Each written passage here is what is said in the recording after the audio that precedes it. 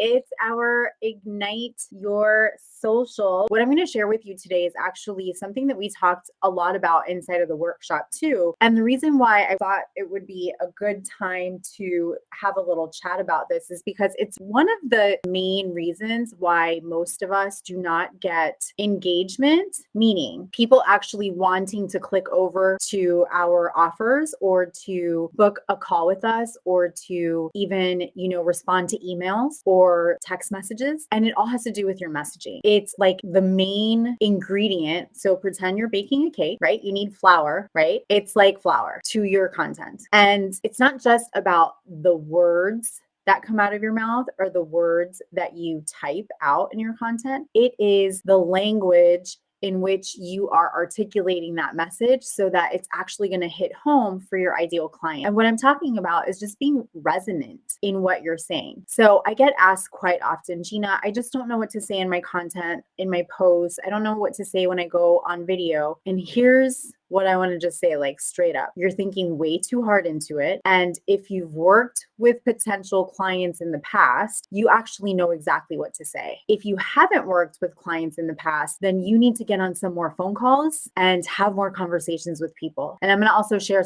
these are things that we do as a marketing agency for our clients, especially industries that we aren't as educated on. The framework works the same. It's just really understanding the audience. So I'm going to share some kind of like hacks on how you can really get to know your audience without getting on more phone calls and having more conversations, especially if you're just starting out. But I will say, if you are just starting out in your business, you definitely want to have more conversations with people because the words that come out of people's mouths, your ideal clients, that is the language that you want to use in your content. That is what is going to hit home for them. That's what's going to resonate and really click. Okay. So if you're brand new to my Facebook or LinkedIn, wherever you're catching this on, because we are streaming in multiple places, my name is Gina Tassinelli. I'm the owner and founder of Hype Media, stylishly branded, and Style Rebel Mama. And we work with high-level experts just like yourself to really help you to become that irresistible premium go-to solution for clients online using the online space. And we do this with impact content, but without the overwhelm and the nuances of trendy tech, because I'm telling you right now, you don't need all that. Okay. The way that we work with our clients, whether you come in with us to work with us inside of a mastermind or inside of one of our like resource memberships, or even as a high level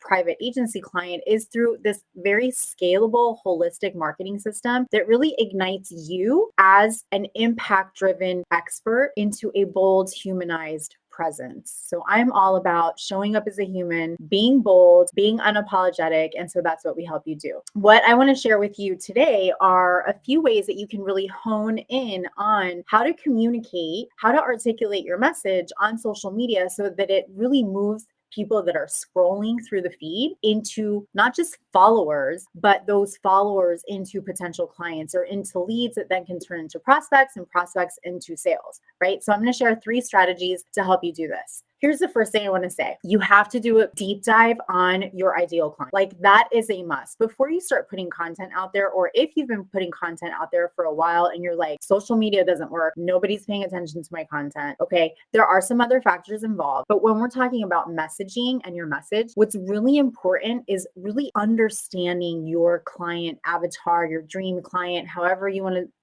label that. I like to just call them my humans that I want to work with, people that I want to work with. And you want to be really detailed as to what is their lifestyle like? What are their beliefs? What are their values? What are their challenges? What are their aspirations? Not just what age they are, are they female or male? It's really doing a deep dive into these things and actually document it, like write it out. Okay. So you have a place to refer back to. Now, to go even deeper on this, have conversations, have calls with people, offer free calls, offer consultations, offer audits, offer discovery calls. You could even offer those without any intention of making those like a sales call. It could really just be a discovery call or a conversation, or maybe you have something new that you want to offer or a service, and find people that you are already connected to, offer them some time, ask them if they'll sit on a call with you for 15 to 20 minutes just so that you can ask them some questions so that you can really just do kind of like a focus this call and give them something like, maybe it's a $25 Starbucks card. I promise that that 25 bucks is going to help you so much in the long run, because what happens is you're able to actually use the words that are coming out of someone else's mouth, not out of what you think they need to hear, right? You're using their actual words and you're using that for your content. Okay. One way to really implement this too is providing a questionnaire before you do, or as people are entering into a workshop or even a call. If you book a call with me, which by the way, there's a link up above for a complimentary call with me. But if you book a call with me, you are required to fill out this pre-call questionnaire.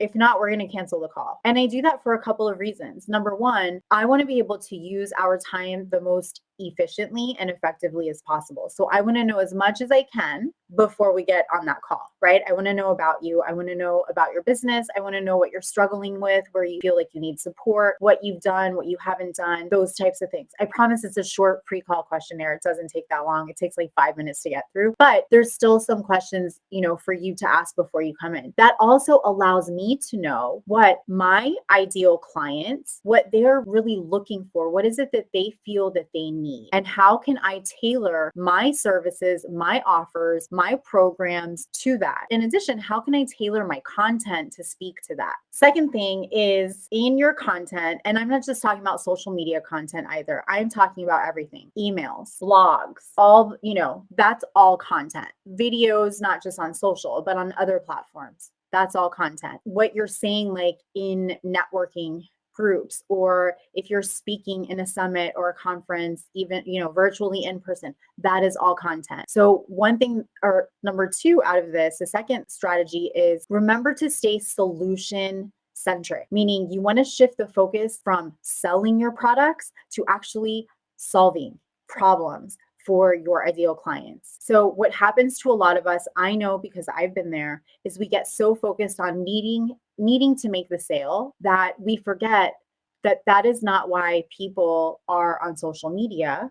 That is not why people are opening your emails. They're not wondering, what can Gina send me today that I can buy from her, right? No, that is not why they're opening my emails. They're looking for how can I help them solve this problem, right? So we want to teach, or we want to articulate our offerings in ways that really address their pain points and their desires. What are the desires that they want to fulfill based off of what it is that you're offering? So one way to implement this is with your social media posts, highlight client case studies or testimonials or success stories, right? So this allows for your audience to really see client transformations and what is possible for them. Remember, it's all about what's in it for them. So if you are writing an email or sharing a post, before you actually hit send or post, ask yourself, what is in it for them? If you were that person on the other side, how would they receive this? Okay. Now, that doesn't mean do not promote. Okay. So don't get me wrong. We still need to promote. We are in business, right? And there is a way to do that, but you don't want to constantly be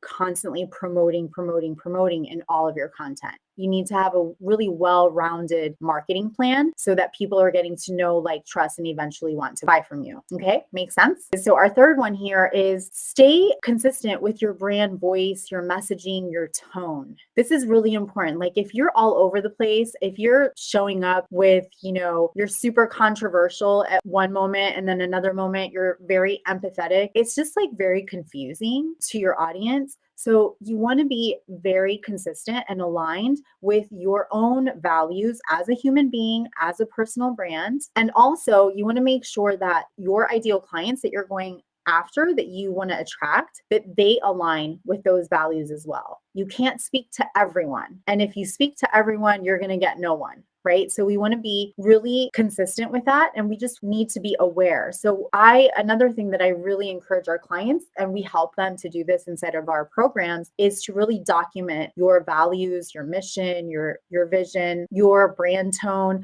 What are words that you do not want to use in your content? What are words that you do want to use? What's your own personality? What's your brand archetype? So we do an exercise on brand archetypes. There's 12, and these just really allow you to understand, okay, what is the feel that I want to give to my audience in my content. That's going to attract more of your people. Okay. So creating your own brand guide or brand voice guide is another way, is how to document this. And like I said, you want to include, what is your tone? Like for me, for example, I like humor, but I like to be bold. I don't beat around the bush. I can be very in your face, right? And so I actually write those things down in my brand document. Now, with so much use of AI, if you are really, if you master understanding yourself, your business, your audience, what it is that you offer, you can also use ChatGPT to help you create a brand guide. However, don't just rely on that. You really need to know these things on your own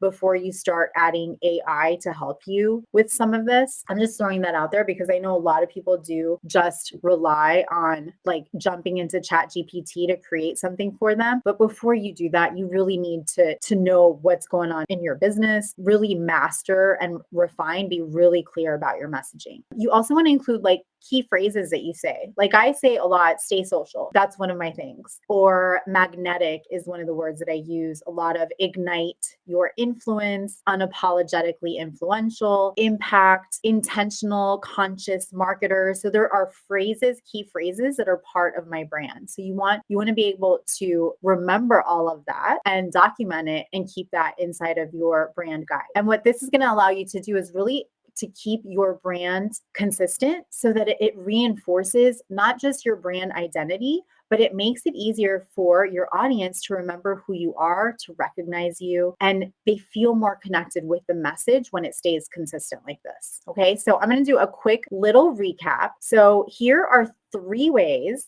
to create magnetic messaging that's bold, that's consistent, and that really stands out to your ideal clients. The first thing is make sure to do a client deep dive, okay? Know your clients inside and out, not just basic demographics. Number 2, be solution centric. So make sure that your communication, your message, how you're articulating your message is not focused on selling products. It's focused on solving problems. Number 3 is be consistent with your brand voice and your messaging. So create a brand voice document or a brand guide for yourself that you can always refer back to. And it should include all of the things about your tone, key phrases, your language, your personality, and so on and so forth. All right. So I hope you guys found this helpful. Remember to stay social. Bye, guys.